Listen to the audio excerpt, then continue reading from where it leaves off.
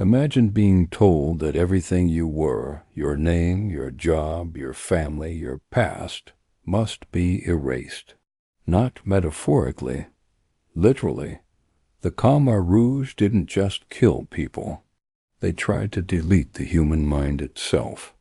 And what happened to the people who survived reveals something extraordinary about how far the human psyche can bend before it breaks, and how it finds a way to survive even when survival itself feels impossible. Between 1975 and 1979, the Khmer Rouge regime under Pol Pot killed an estimated 2 million Cambodians, nearly a quarter of the entire population. But the physical deaths are only part of the story. What the regime attempted was something psychologically unprecedented, the complete destruction of individual identity. Families were separated, education was banned, religion was outlawed. Even wearing glasses could get you killed because it suggested you could read. The regime called it Year Zero. The idea was simple and terrifying. Erase the past.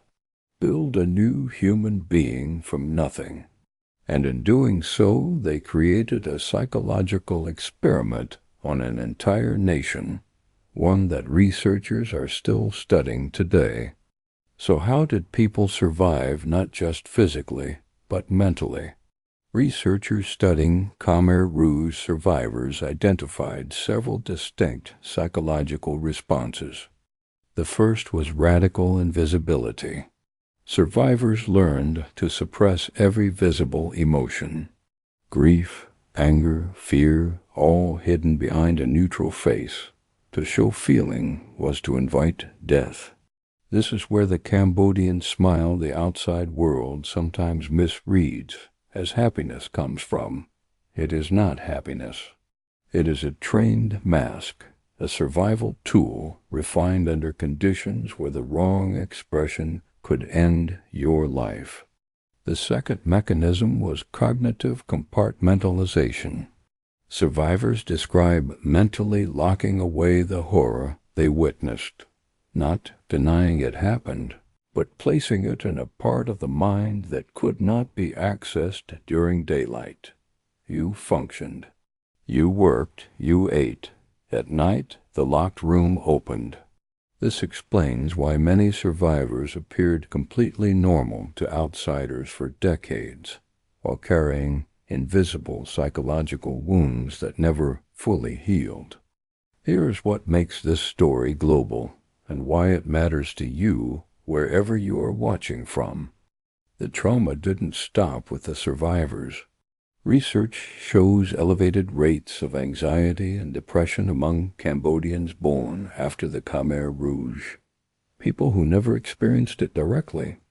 Trauma was transmitted through silence, through the way parents flinched at loud sounds, through conversations that stopped when children entered the room, through an entire generation that never learned to talk about pain, because talking about pain had once been fatal. Psychologists call this intergenerational trauma.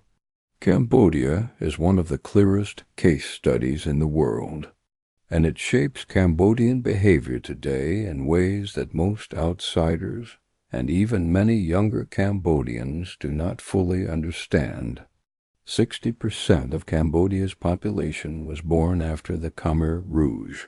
They carry a wound they were never told they had. The deeper insight. What Cambodia teaches us about human psychology is this: the mind is not fragile. It is adaptive in ways that are almost frightening.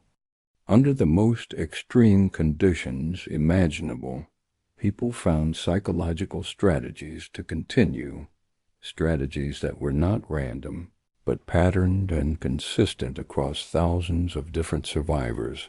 Silence as protection, invisibility as armor, community as the last line of defense when every institution has collapsed. Buddhism as a framework for accepting suffering without being destroyed by it, and they are still visible in Cambodian culture today, not as dysfunction, but as the deep architecture of a society that was torn apart and quietly rebuilt itself from within. The Khmer Rouge tried to create a society without memory. What they created instead was a people with a kind of memory the world has never fully understood. In the next video, we go deeper into why Cambodians almost never say no directly, and what that silence is really communicating.